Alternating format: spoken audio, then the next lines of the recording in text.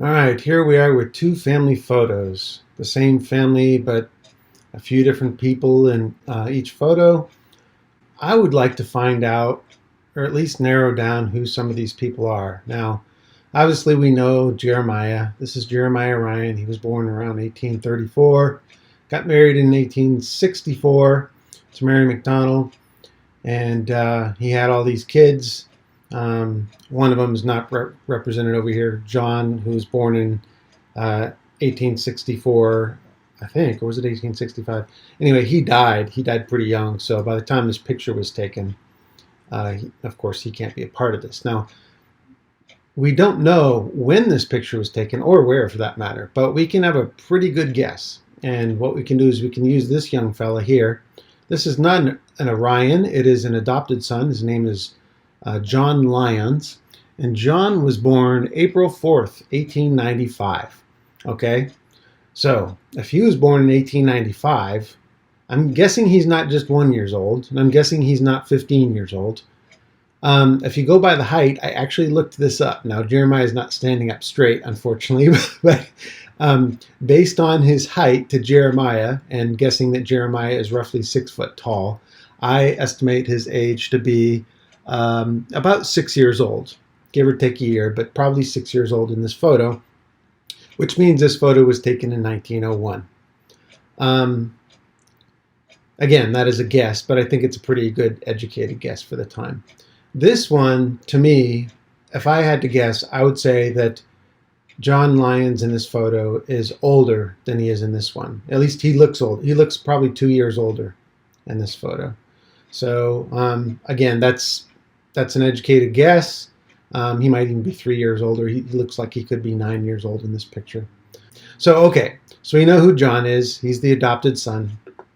And it's pretty easy to recognize it. Jeremiah here on the left and Jeremiah here on the right. He hasn't changed much. In fact, it looks like he's wearing the exact same suit with the same little handkerchief in his pocket and the little pocket watch coming out of his, attached to his vest there. Okay, so who's everybody else? Well, we know one character for sure, and that is this handsome fellow in the upper right. That is Duncan Ryan, and he's pretty easy to identify. He looks a little bit different here, slightly different hairstyle, and has his mustache a little more puffy, but that's him right there. Okay, so far we've identified 3 people. Let's see. So Jeremiah only had 3 sons, right? And as I mentioned, his first son, John, by the time this picture was taken, was dead. So he's only got 2 living sons. We're not counting John Lyons for purposes of this discussion. So he's only got 2 living sons. And there happens to be 2 men in this picture on the left. And there's 3 men in the picture on the right. Now, we already know who Duncan is, so we can sort of eliminate him.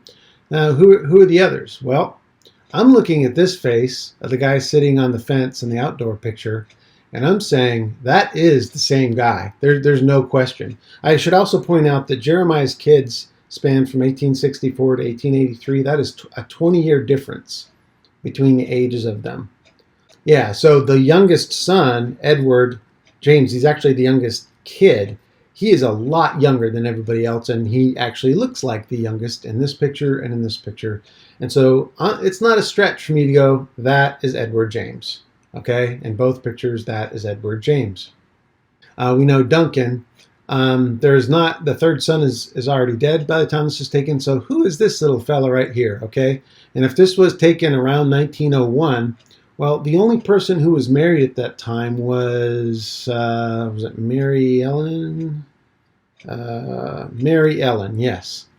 Now this guy, since he's not a blood relative, but he's in the picture, and it happens to be the time where Mary Ellen is the only one who's married, and will be for a while after this picture is taken, and he happens to have his hand on her arm. Well, it is an educated guess, but it's not a stretch to say that this is Mary Ellen's husband. So we've identified her. And the women are a little bit harder to identify. Many of them look similar. I've stared at these pictures for a long time, but I think I figured out that since Jeremiah has 6 daughters and there's only 5 daughters in this picture, I'm pretty sure that is Mary Ellen that is missing from this indoor picture over here. So that means that Mary Ellen is not one of these 5 remaining women. I think I can narrow it down just a little bit more. In the outdoor picture here, I looked at this woman in the corner sitting on the fence next to Edward. And I was like, I can't really get a gauge for how old she is. She kind of looks old. But I really studied her expression compared to the other women. And then I studied the expressions compared to these women over here. I was like, this is the same face. It's washed out in the outdoor picture and it makes her look much older. But this is the same face and same hairstyle, though many of the hairstyles are similar. It's the same face, same hairstyle. Then I also noticed 2 other things. She's wearing the same dress. It's the same woman here and here. And you can see in the indoor picture where her face is not all washed out. She, in my mind, is clearly the youngest of all the women. And that would make her Frances Ethel, if that is true. She's also closest in age to Edward.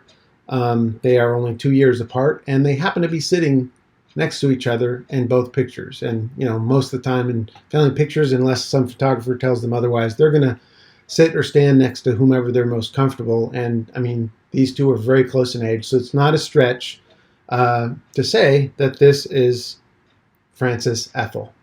Okay, so now we know who Mary Ellen is. We know who Frances Ethel is. I do not know. I don't know if I venture to guess I know who the 4 remaining women are in this picture. They're Lida Bell, Barbara Ann, Margaret, and Annie Laurie. Which one is which is anybody's guess. But I can tell you that of those women, Annie Laurie is 10 years younger than Lida Bell, who is the oldest girl anyway, and the oldest surviving child in these pictures. So if Annie Laurie is the oldest by 10 years, at least compared to the youngest, can you guess? Can you look at these 4 remaining women, and go, which is the oldest? I don't know.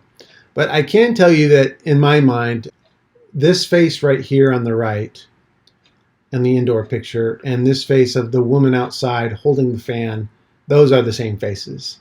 That face does not look like any other woman. I don't know who that is, but I know that this is the same person as this is. The other ones are a little tougher, and they're tougher because in this picture you've got indoor lighting, and in this picture you've got outdoor lighting. There's a lot more harsh shadows. In some cases, faces are washed out. So it's a little tougher, but I wouldn't mind somebody else kind of taking a stab at this, telling me whether or not you agree with my assessment, that this is Edward James, that this is Frances Ethel, that this woman right here is the same woman as right here. And so if that's true, then we just have to identify who these are. In my mind, one of these 2 women look the oldest, and probably this one here. This one here looks the oldest. If that's true, that's Lida Bell. But I don't know. You can tell me what we think. I suppose one other thing to look at, these 2 women, they're holding hands, so they're close. They're close sisters. And wasn't it Margaret who lived with Lida Bell? I wish I should have looked that up before I made the video. And took care of her when she was dying. I could be wrong about that, but at least in one of the censuses, Margaret is living with her sister. She did something. She was the person who responded to her, who was the informant on her death record, as I recall. And again, I'm going by memory, which can be flawed, admittedly. But if that's true, then one of them would be Margaret and one of them would be Lida Bell, which really, if that were true, that really narrows it down, because the only ones left are Barbara Ann and Annie Laurie, and that would be these 2 right here. So that's kind of my assessment of these pictures. Let me know what you think. One other thing to consider, it's hard to say whether these were taken in Nova Scotia or whether they were taken in Plymouth or anywhere in the United States, because of the time frame. We're pretty sure, at least I'm pretty sure, that Jeremiah came over to the United States, to Plymouth, in 1902. The others came at different times. Everybody seemed to come at different times, but I think he came over in 1902, and so that kind of tells me, well, this could be either one or the other. And then I look at this house, and I'm like, well, does anybody recognize that house? So tell me what you think. Tell me where I'm wrong and where you think I might be right, and any ideas you might have. Thanks.